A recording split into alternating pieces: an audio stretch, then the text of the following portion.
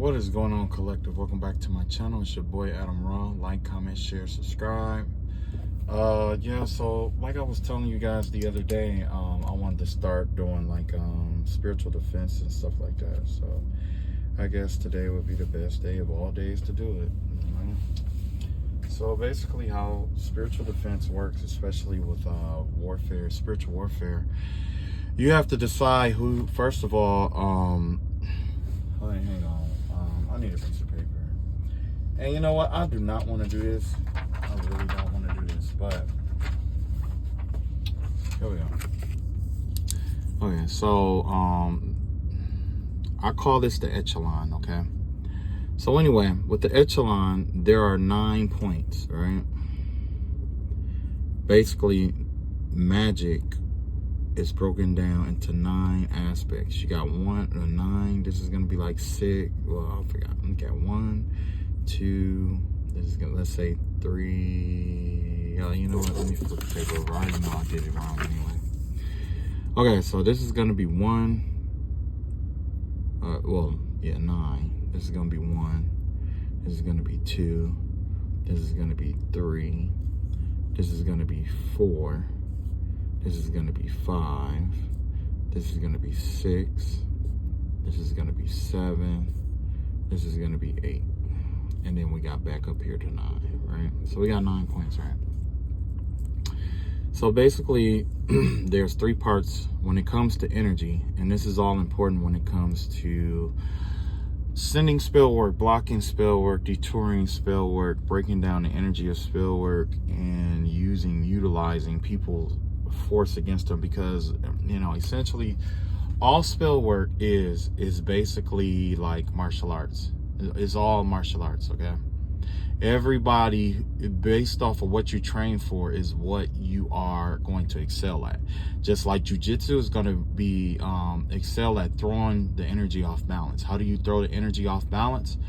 You have to find the key point, the key focal point of the energy, and disrupt it by either shifting your perspective, or you're going to meet that energy with an equal or opposite force, or you're going to work with the energy and redirect it and pull it around. And just like the water bending, you know what I'm saying, how you pull the energy in.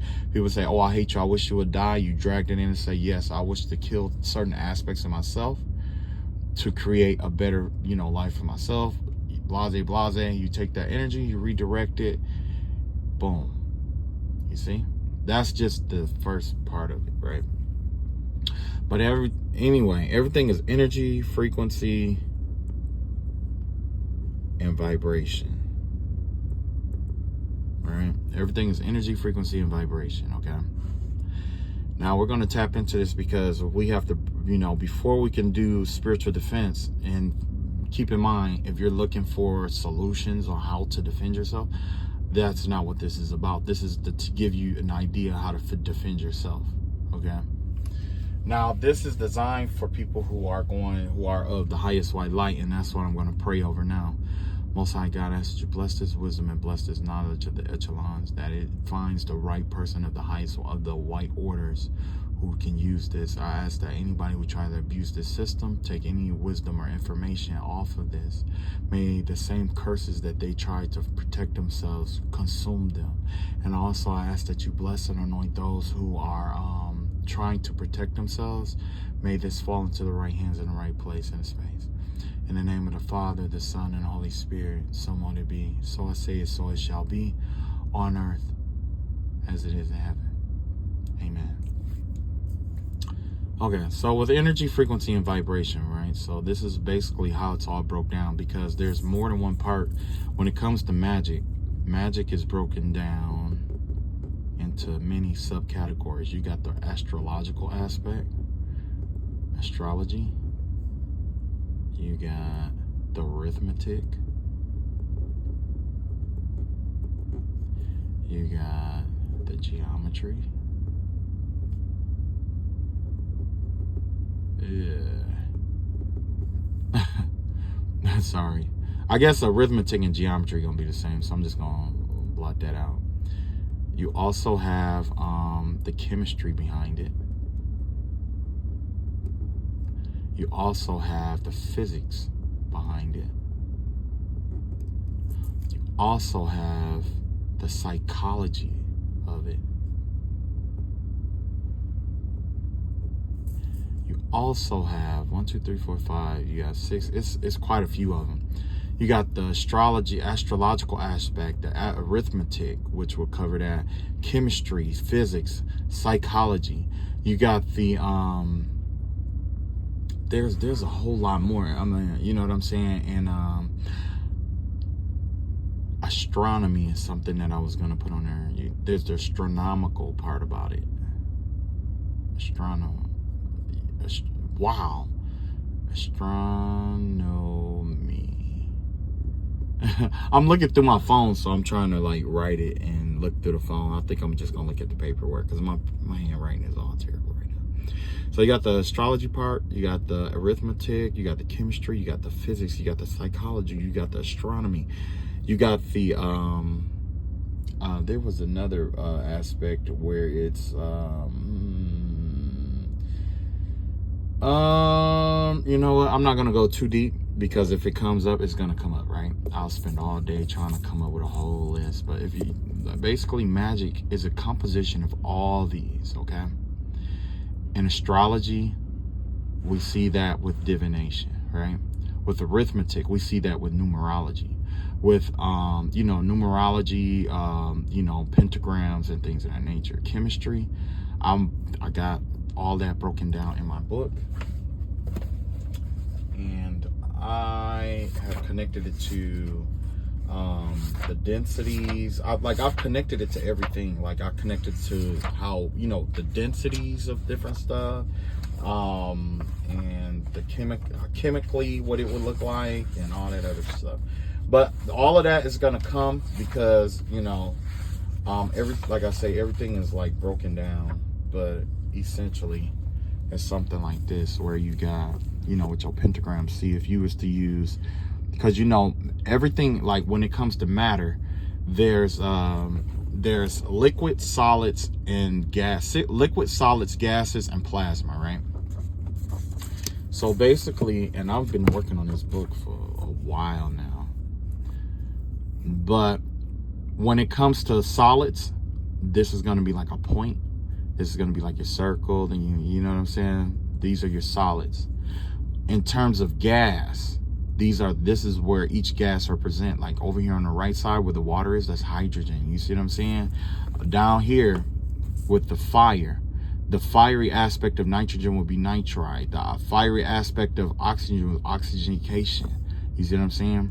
With the spirit, everything is double or amplified. You got O2, you got CH. So when you combine CH with like that, you get CO2 or C2O2, which is carbon dioxide or dicarbonate oxide. You see what I'm saying? So everything flows together. And I almost forgot about the liquid. When you take nitrogen and you combine it with hydrogen, you get an ammonia. You see what I'm saying? You get an ammonia. When you take nitrogen and oxygen and combine together, you get, you know what I'm saying, a nitrate.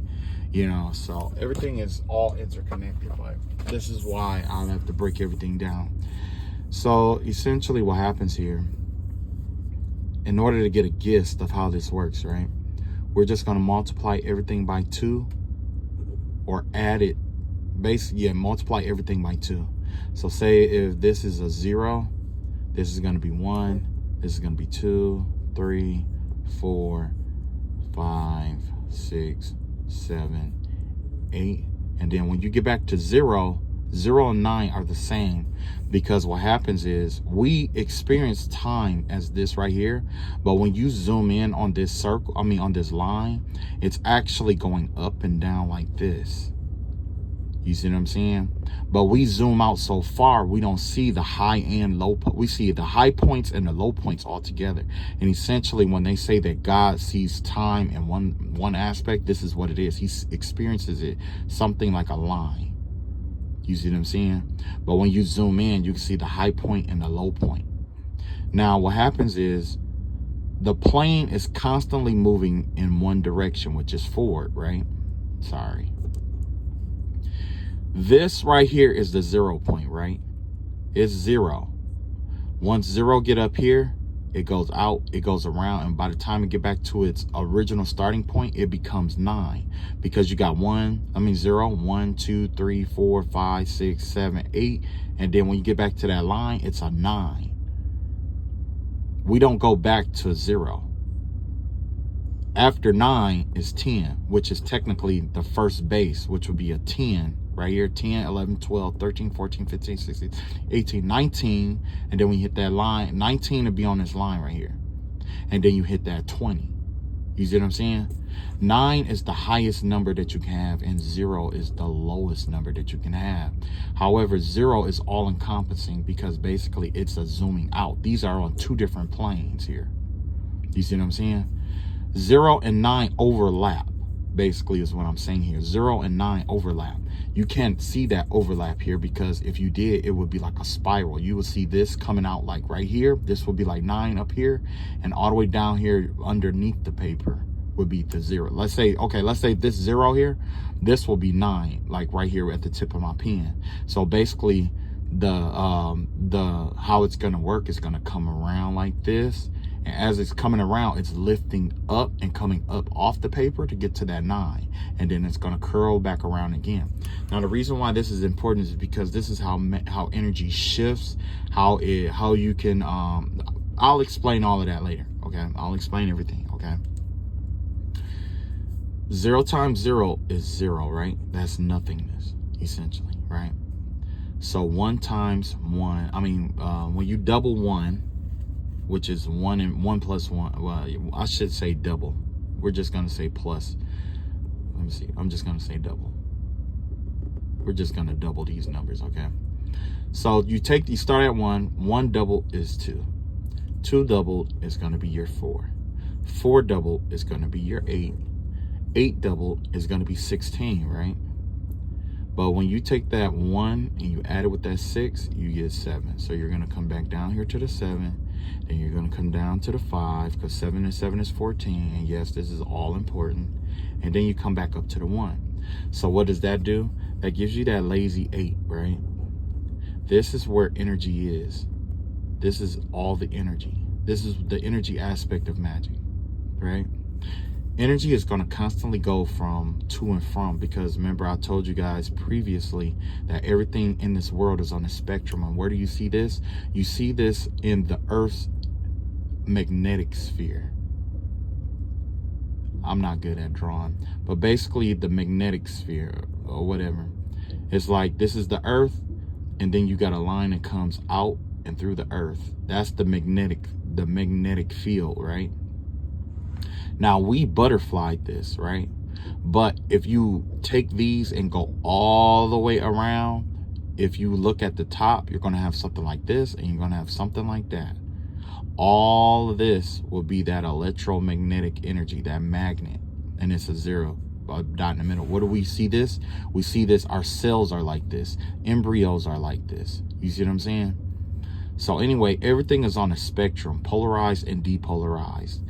Polarized and depolarized lead to and from one another. Let's see, this is polarized and this is depolarized. Although they are different in nature, where polarized will be positive and depolarized will be negative, they are both one and the same, because they are what? They are both a charge.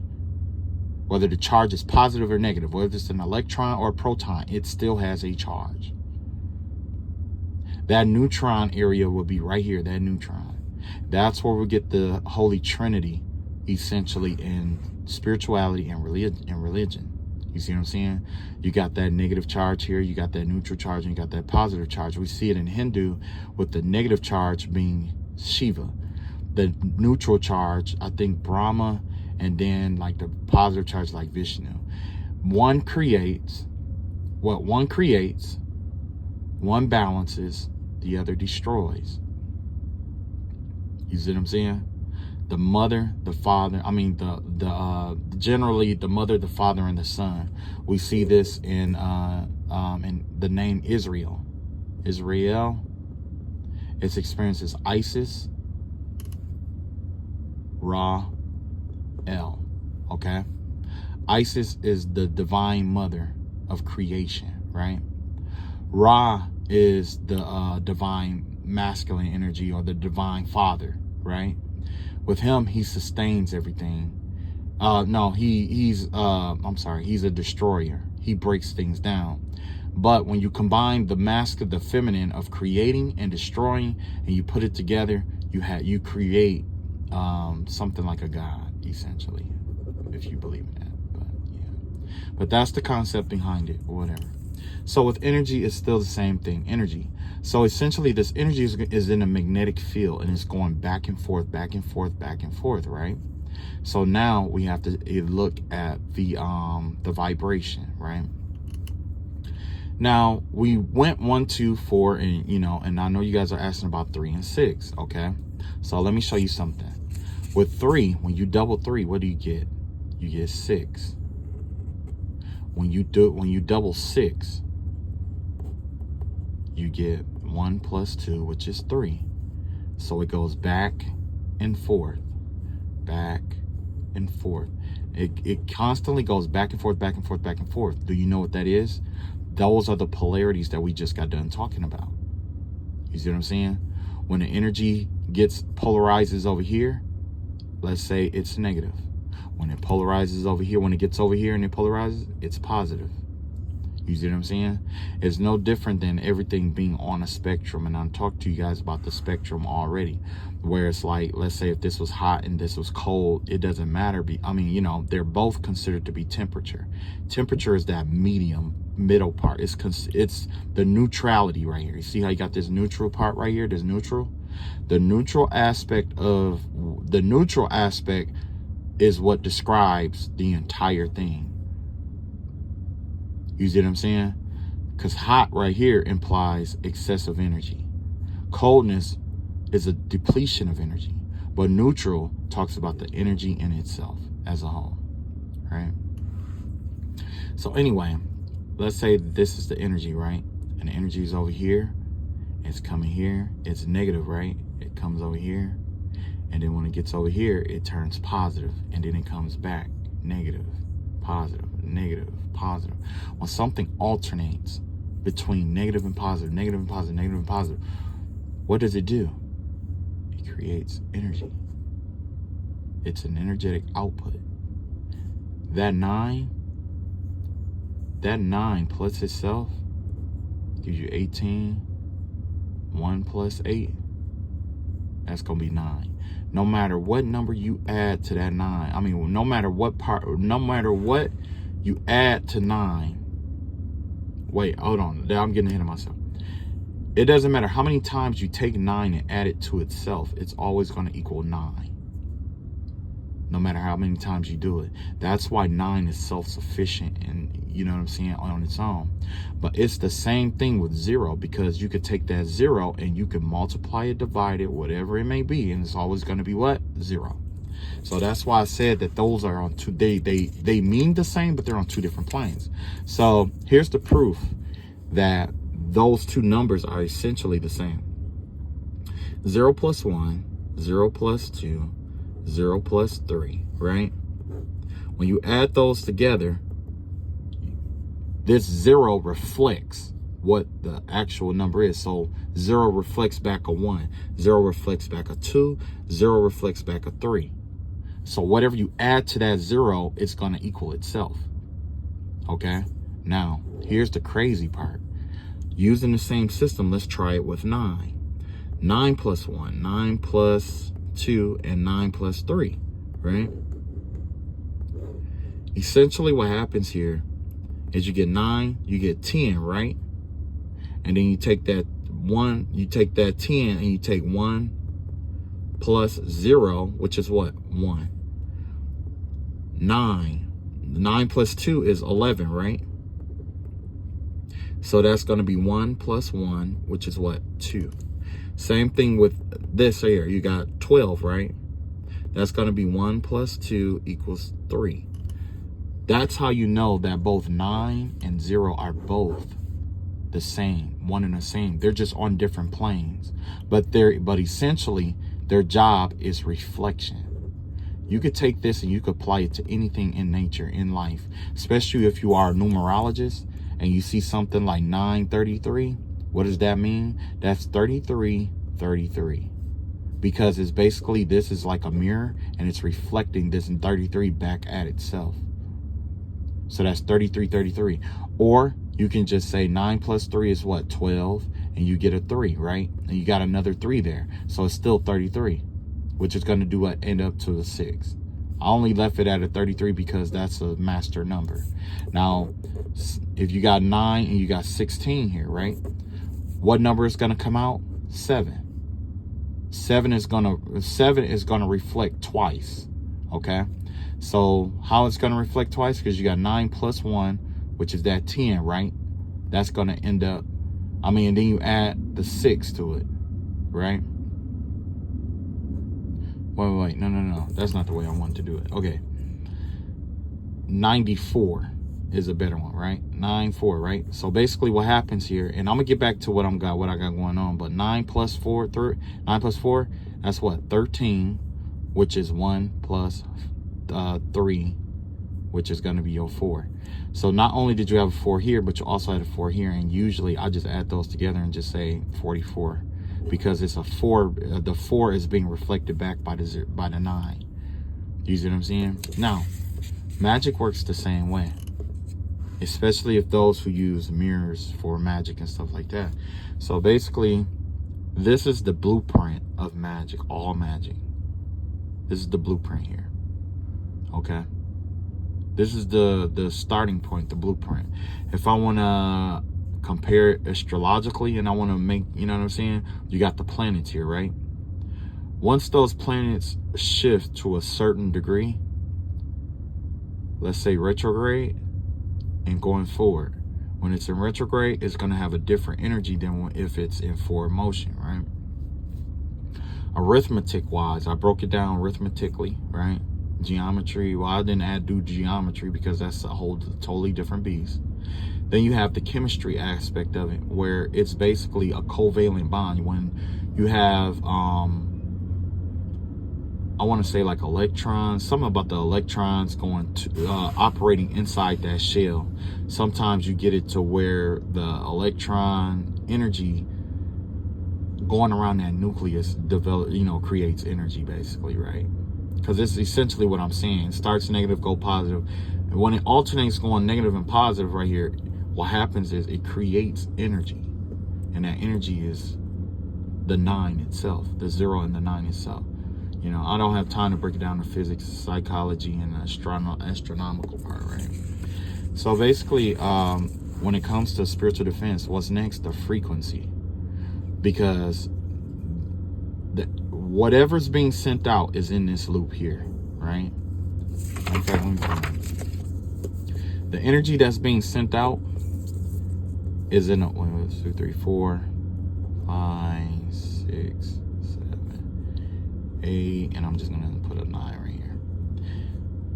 So 1, 2, 4, 8, 7, boom, boom. Okay, so basically energy is going to be trapped here.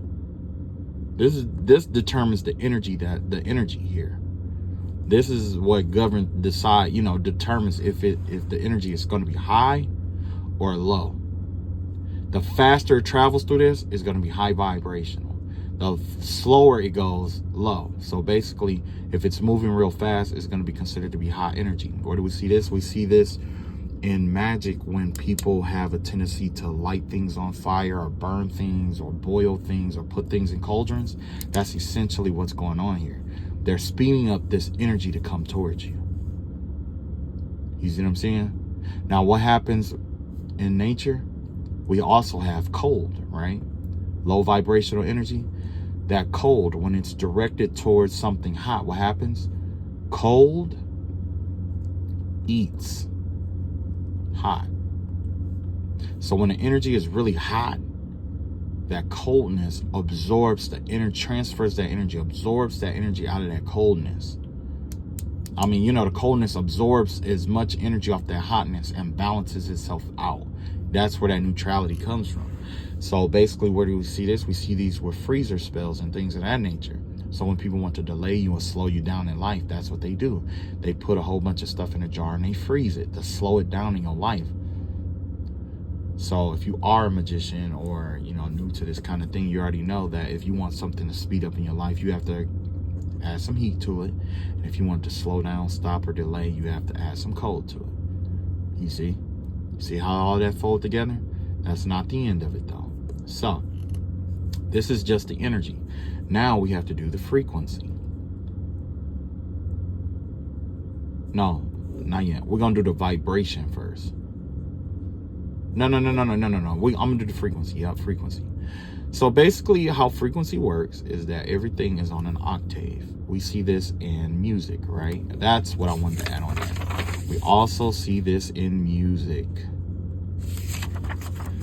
Now, for those of you who knows about solfeggio and the, you know, solfeggio and, you know, the rhythms and stuff like that, I think it's like, it has some, I can't go into too much detail, but it has something like one note is like 1/2 and then the other one's like a 1/4 and then the other one's like a 1/16 of a note.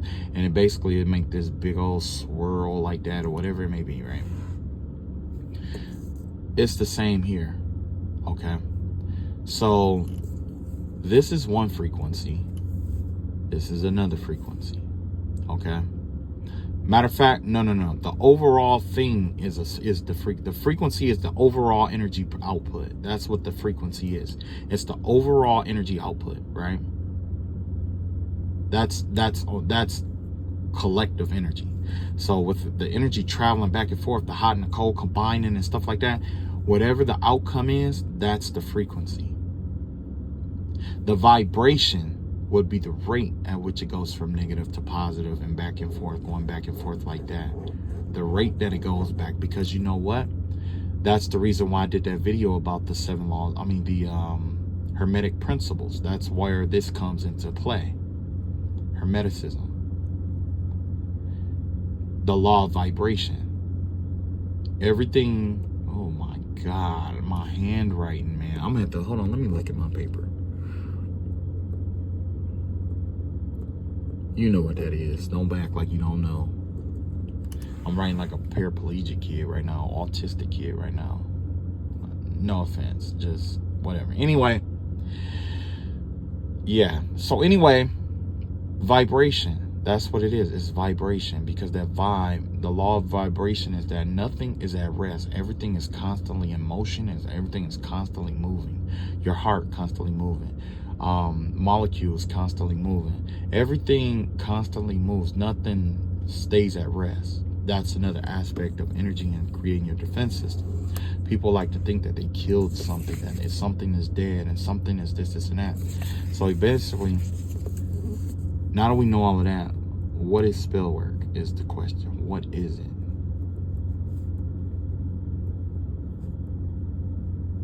Spell work is basically concentrated energy.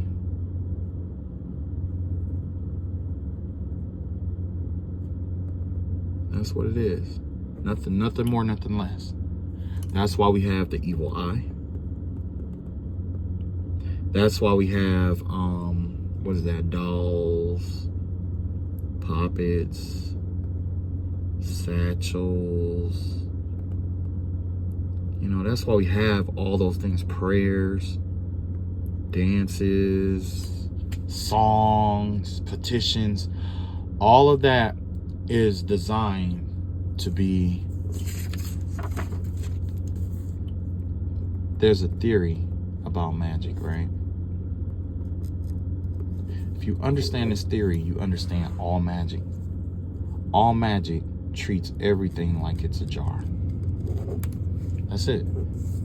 That's all magic is. It's treating everything like it's a jar.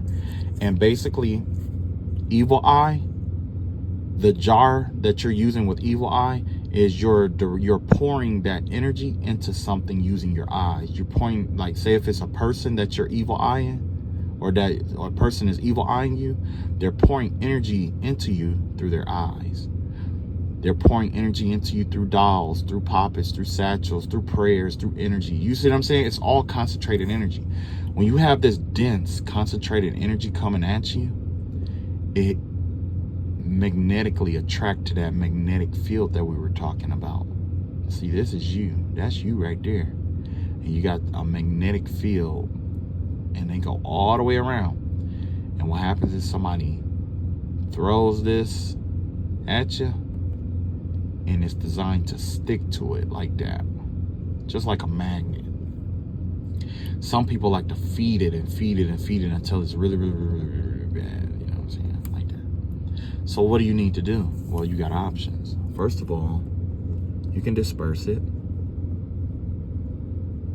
Second, you can send it back. You can release it. Or you could transmute it. Okay. When you disperse it, basically your prayer work is going to be something like, Lord, I ask that you disperse, that you break down and dissipate any and all negative energies that's being sent towards me that does not serve me. I ask that you break it up. And then this big old energy start fragmenting. It fragments like that. You have your own, you'll be able to develop your own little ritual for it, but what happens is it fragments. When something is fragmented like that, it's easier to disperse and get rid of. When you send it back, what happens is it bounces off your stuff, it bounces off, and it goes back just like an arrow. But the reason why the return to sender is so strong is because it's like a bow. Someone sends this energy towards you. This is your energy. This hand is your energy. They're sending it towards you, and they're trying to force it on you so to imprint into your energy, right? So what happens? It creates this bowing effect on your energy where it comes out like that. Like, say if this is your energy, and then this is them trying to force that energy onto you like an arrow, right? So once that arrow gets to the capacity that it's at, guess what happens? When you do that return to sender, it goes back faster than the way it came. It comes back faster. I was supposed to put wind up under there, but anyway. You can release it, which means it just kind of like rolls on off of you. This is your energy up here, and it just kind of like roll on off. And you can also transmute it, which means that you would be just like a cell, just like with like the body cells, right? What happens is things bind to the receptors, and essentially that's what it would be. This energy is binding to your spiritual receptors, and you slowly but surely take bits and pieces of that energy, as the cells would eat protein, and you take that and you use it for something that you want in life. I know this personally because I have been spiritually attacked for 10 years. I had a woman who was stealing my wisdom, stealing wisdom like this from me, creating classrooms and stuff around it, trying to get paid off of it. And she's probably recording it now, trying to say that it's her actually on the video doing the work, or that she taught me all of this stuff, but she did not. I have proof of it, right? But for 10 years, I've been spiritually attacked. And this is my conclusion of the spiritual attack and how to break it down. This isn't the golden key to it at all. This is only the beginning. Somebody watching right now trying to find out everything I know because they want to do some kind of attack. And I'm just going to let you know, before you can attack me, it's going to fall back on you. Before you can. So I would think twice before you do what you do. But anyway, yeah, this is how energy works. This is how magic works. We see this all over the place, right? So, with that being said, you know what magic is, right? What is magic, or what is spell work? All magic is concentrated energy. That's all it is. And when you concentrate this energy, you got options on how you concentrate it. You can do a mantra. You can do a tantra. You can use tantras. Or you can use a yantra, right? With mantras, this is all verbal. Because what happens is that frequency, remember how we had this frequency? Remember I told you about the hot and the cold? If we had to correlate it to mantras, The more you say it, the more you get into it, the more that energy just starts speeding up and just keep going faster and faster, faster and faster. What does that do? That creates heat. You see what I'm saying? Now with the cold, it's almost the same, but it will be in a sense where you're speaking it, you're affirming it every day. You're affirming it on a daily basis. It's about frequency. How often is it going on, right? So you would affirm it, you will affirm it, you will affirm it, you will affirm it. And even if you want to go and create something that's cold but high vibrational, you can do that. It's all limited to your own imagination. So, you know, however you want to do it. Because with cold absorbs heat. So what you would do is you pretty much would just make it to where what you say is, I'll put it like this. It's basically like this. This is how it works. I am wealthy. Right? I am wealthy. That right there is a hot affirmation. I am not poor. This one would be cold. You see what I'm saying? You got the thou shalt and the thou shalt not. That's what this is about. With this polarity, one polarity is the thou shall, the shall. And then this one over here is the shall not. Shall not is cold. It's a boundary. The shall is fiery. It's free. You see what I'm saying? So with mantras, that's how that works verbally, right? Tantra, let's see, mantra, tantra, and yantra. Tantra, it has to do with, I'm trying to simplify it, but the tantra is generally, it's the energy, but it's more like, I would say it's more about the ritual behind it. Because every ritual is going to be different. The ones that you dance with, and then there's ones that you, you know, some people have sex.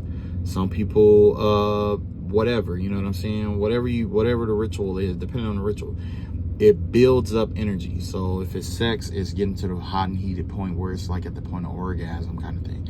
If it's a dance, it's you rhythmically, it's you connecting with the energy through dance. Because what happens is, in the spirit realm, there's densities, right? Our energy might be like right here in the middle, right? When we do low vibrational stuff, this is low vibrational densities. This is high vibrational densities. If we are appealing to a deity that is, or we're appealing to God, say God, we build up our energy. That's why when we are in church with our, you know, Christianity, and, you know, when we were in church, it's a system. It's basically like a ritual, okay? You start off with certain prayers, then you have certain songs, and then the songs get more and more intense and intense and intense, and it builds up and it builds up. And then what? The preacher comes and relate a word, and everybody's starting shouting, and the spirits start generating from everybody being connected to each other at once while participating in the ritual that led up to it, like hymns and, you know, scriptures, and correlating it to life. And that preacher comes out and he just gives a word that just touches you in a magical way, and it just, that whole vibe right there will be a tantra, because it's the generation of energy. It's you generating energy. It's you using your body to generate energy. Basically, you're going to use your body to generate this energy. So basically, it's tapping into your own life force energy and turning it into a generator to build up energy. And then you have yantra. With yantra, it has to do with the way, our perspective. It's all perspective.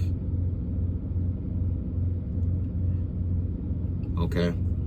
Now, if I believe that this right here is an evil eye protector, right? If I believe this protects me from evil eye, this would be a yantra. The belief behind the symbol is what gives it power.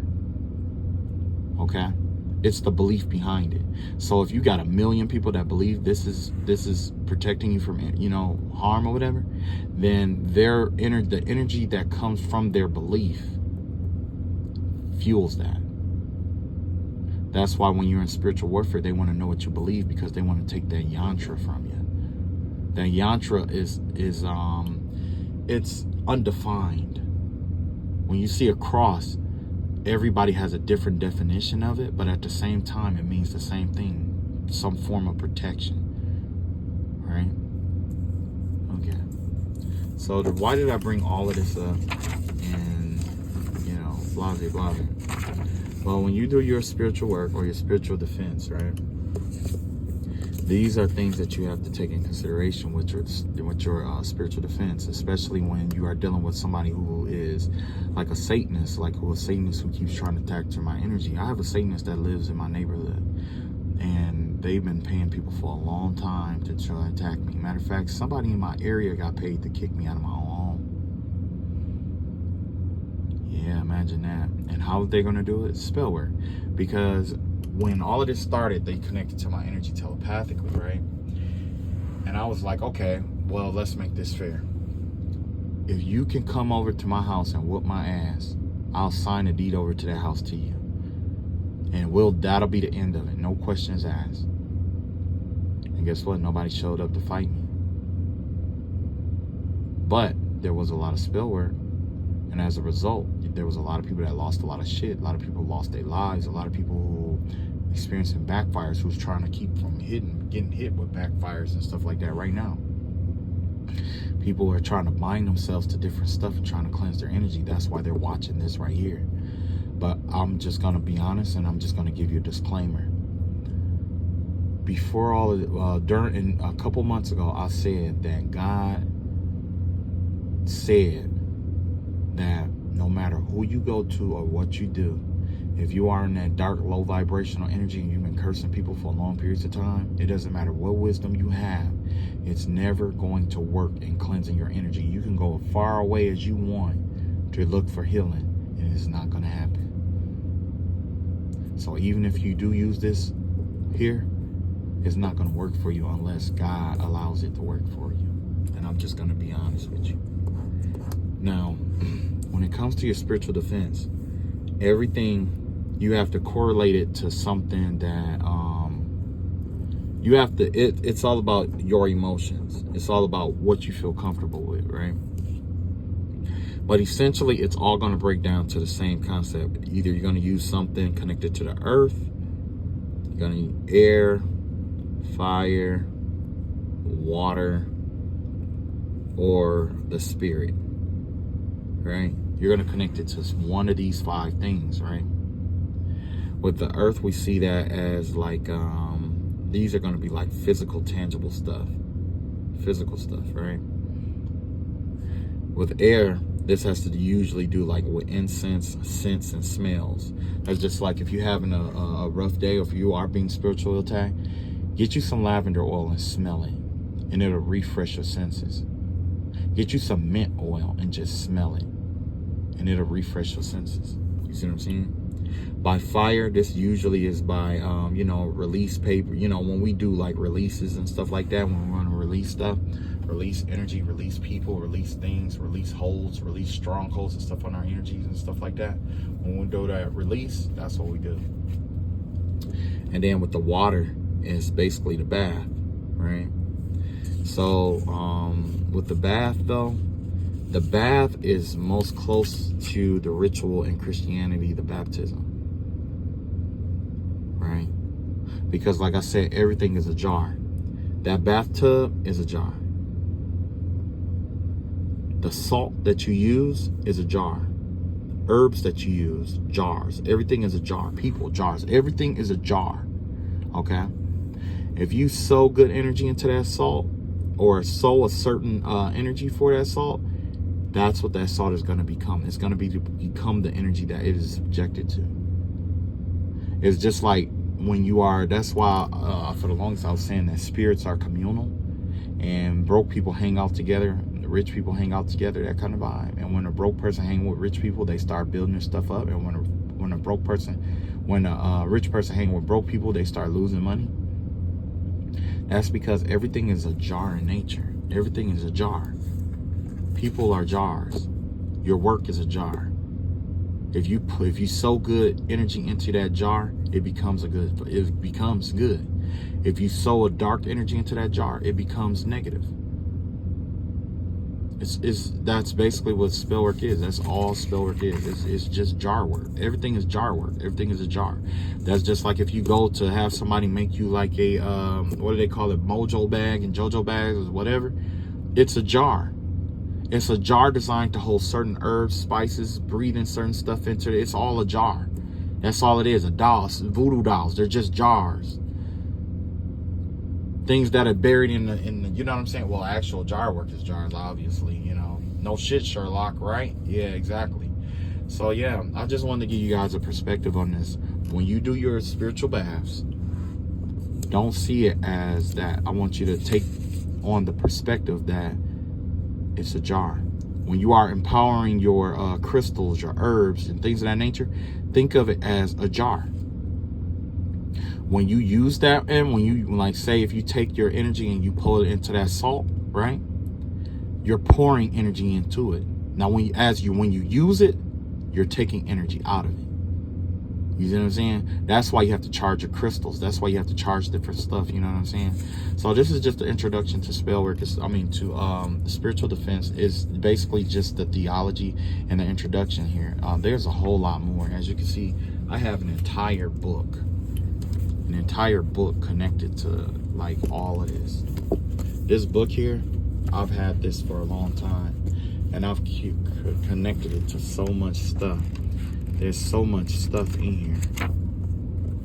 There's stuff you wouldn't believe that's in here. But one by one, I'm gonna get through it, and we're gonna get through this, right? So the next video is about modifying your prayers, because no matter what you do, you need a good prayer. All right, so we're gonna help you develop your prayer system. Once you develop your prayer system or create a prayer for yourself, that's gonna be your personal prayer. There's many prayers like it, but that prayer is your prayer, just like in the military, right?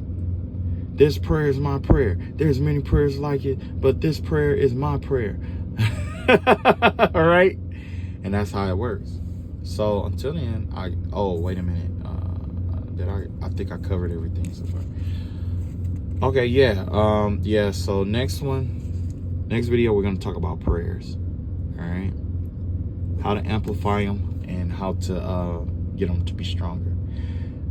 All right, I love y'all all. Y'all take it easy. I'm not telling you guys what to think. This is just a perspective to think about. All right, peace.